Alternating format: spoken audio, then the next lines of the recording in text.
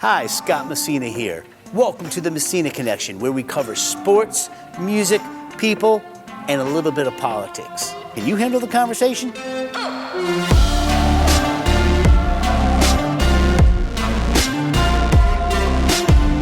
All right, ladies and gentlemen, welcome to the Messina Connection with Scott Messina. I'm here with my good friend Dave Chioli. We got a lot to talk about, and you know what I want to start off with. Go ahead and say it. The world champion Philadelphia Eagles.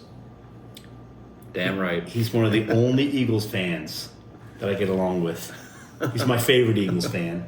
I got a couple that are nice, but I'm Washington fan. He's an Eagles fan, and that's how we actually became buddies about 15 years ago, watching the games, and then all of a sudden, it just went from there, man. It did. So your career, what you do. So basically, the Messina Connection talks about everything, dude. We talk about business, we talk about music, entertainment, we talk about politics, real talk, no bullshit, just straight up, no fluff, and no censorship, which is very important to both of us, right? But tell everybody what you do, man. Mecca Productions. I mean, it's just an unbelievable thing at what you do, and then I'll brag about you. Oh wait. Shot with Scott. You got to start everything with a shot with Scott. Let's go. Beautiful. So Mecca Productions, we are a custom fabrication company. We build scenery for the entertainment industry, for the theme park industry, for the television industry. So we basically take somebody's design or conceptual design, and we take it from there, and we fabricate it in-house in Orlando. We're looking to expand to Nashville. Just finished up Epic Universe, or we're finishing it up, so we should be done with that in a few weeks. That opens this Memorial Day. So what did that entail? Like when you say fabricate, I understand like in TV world, fabricating sets, like for Mandalorian or for whatever, the sets that go in front of these big LED screens and all of that. Define for our viewers fabrication and what the definition of that is. So basically we take the design that they come up with, and then we take that design and we have full metal fabrication capabilities, woodworking capabilities. We basically take their creation and building the props, building all the scenery that's around you when you're in the theme park and you're immersed in that world. We just finished How to Train Your Dragon, which is a land. We created all the barrels, so all the barrels from the movie. Everything is based off of the IP from the movies. So in our fiberglass department, we carve the barrels. All the barrels are made from scratch. So basically, everything is created from new. We don't take anything or buy it off the shelf. It's all brand new and custom made.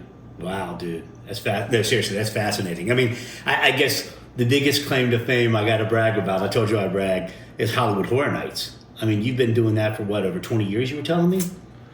We've done Hallow Scream at Busch Gardens for the past, or this will be our 18th year, and wow. Then this is our 10th year for Halloween Horror Nights at Universal Studios. So when everybody goes into the old sound stages, I guess they're the old sound stages, they flip into the haunted houses, which theme the movie. Correct.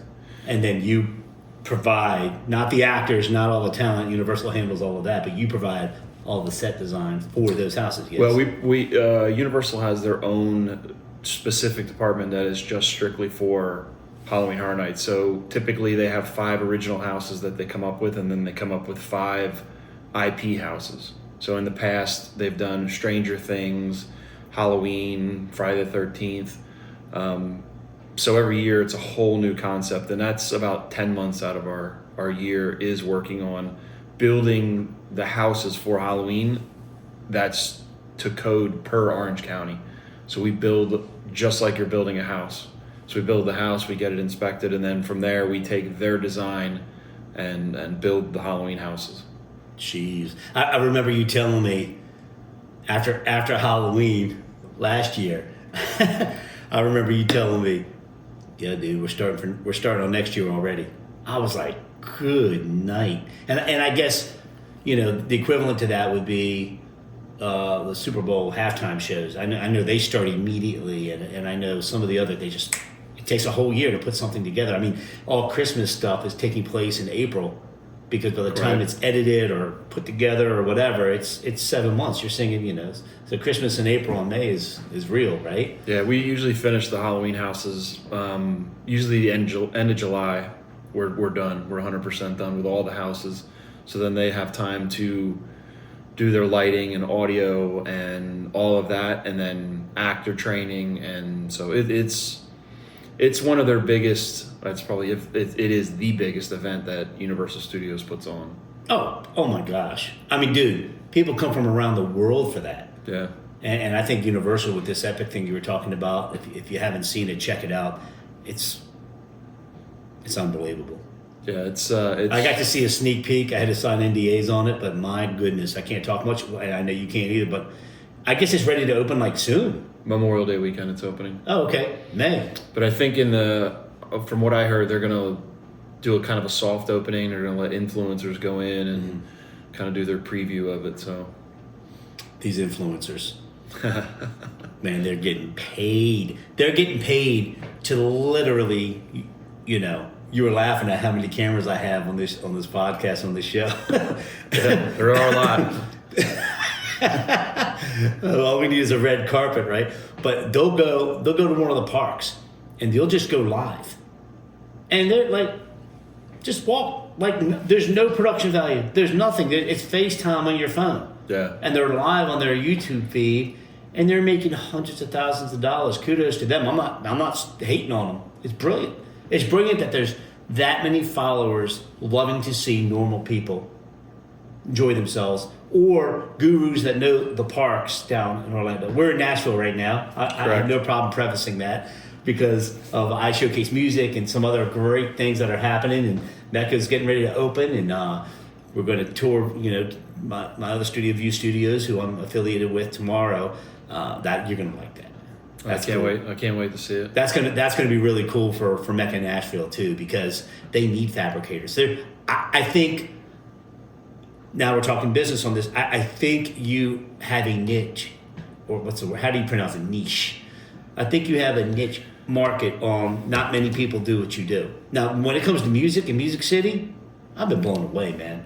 I mean, the culture down here. The people actually listen. They actually pay attention. They actually love it. They support it. But I think you have an issue on what you're doing, because I don't think that there's a lot of you down here. No, I don't think there's many down here. So, but I don't know how much. I mean, do they still make music videos? I think they do. I don't think they're as high budget. I don't think you're doing $1 million Thriller, Michael Jackson Thriller videos anymore.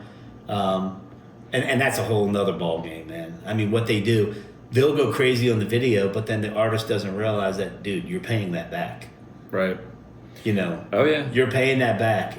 And you're paying that back pennies on the dollar, because every record company will recoup their money.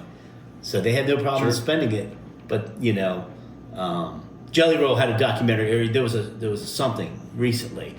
He explained it so well. He was like, and all he's trying to do is just like what I'm trying to do with I Showcase Music and I Showcase TV. I want to help people. I want to educate people. I want to, dude, they just don't know. There was, in the NFL, there was actually a group of veterans that started classes trying to teach the players how to responsibly use their money. Sure. So, I know you play for 5 years, you get hurt, you're done. Some people play for 10, not everybody's Tom Brady, right? They need that in the music industry. I think it needs to be completely upfront and completely, hey, okay. Oh, yeah. If you want that $500,000 video, or you want that $250,000 video, you're going to pay this back, and you're not going to pay it back. Nobody's buying records, dude. Yeah. Well, Snoop even came on. He got 1 billion streams and only made like $42,000 on 1 billion streams, and he was like, "What the heck? What the hell is this about?" Yeah. So somebody at that caliber, at that level of fame, could really help the system and make it. And the music, I could go on and on about this, to which I am. The music industry, the music streams are making more royalties than the video. Hear what I just said? Oh, yeah. When I'm streaming on Amazon and I'm streaming on Tubi and I'm streaming It's like 0.0021% of a penny per minute streamed. The Grammys went up to Congress, had some bills passed that made it so music is actually getting paid better on your streams than you are on TV. And once everything will match up, and it's just greed. Oh sure, yeah. No, I had a very good friend who worked for Sony Music. I believe he still does in New York City, but he told us stories about some of the artists. They would get advanced $1 million to record their album, and then when the sales didn't. I think that's one of the things that Jelly Roll talked about. Oh, you knew what I was talking about. Mm-hmm. You saw that? You saw that interview? Well, it was great. I know this artist, which I won't name. They were given $1 million, and their album sales only did like 400,000 or 500,000. You have to give that money back of what you didn't make, of what they didn't make on giving you that $1 million. So this artist owed that money back, and they went out and they spent all that money. They spent the $1 million. So then they had a. So they were in debt for 600,000. Then Sony had to go after them to get the money back. It's crazy industry. It's a savage industry, but there's time for change. Sure. The whole country's changing right now. If we want to talk a little politics, I'm all in. The country's changing. It's exactly what I voted for.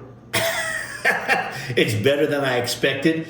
And it's like, I've known for so long how much corruption. That was a great segue, man. Sure. You said your own podcast, dude. That was a beautiful transition. I don't have enough cameras. You got me as your buddy. You're good. So, I have known, I'm from D.C. originally, and born and raised, man, 28 years. And I'm just like, moved to Orlando, been there for 25 years. And I knew, it's the most... it's just going to come to fruition. It's going to come to the forefront of the most beautiful thing in the world is the fact that the richest man in the world is crossing T's, dotting I's. Oh well, he doesn't have clearance. He doesn't have security.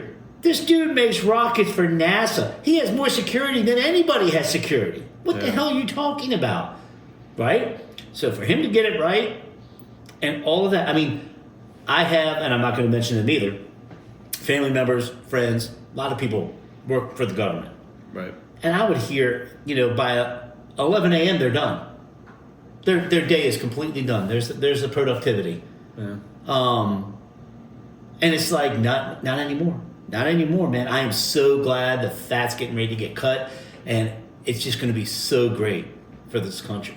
The amount of taxes I pay, I like to know where my money's going, and the fact that my mom is about to be 82 and she's worried about her Social Security, and then you find out that million plus people are getting checks every month, then they're 150 to 200 years old. 150 years old. I just think that the corruption is so deep that and they're trying to block him right now. They're trying everything they can to stop him from figuring out where all this wasteful money is going.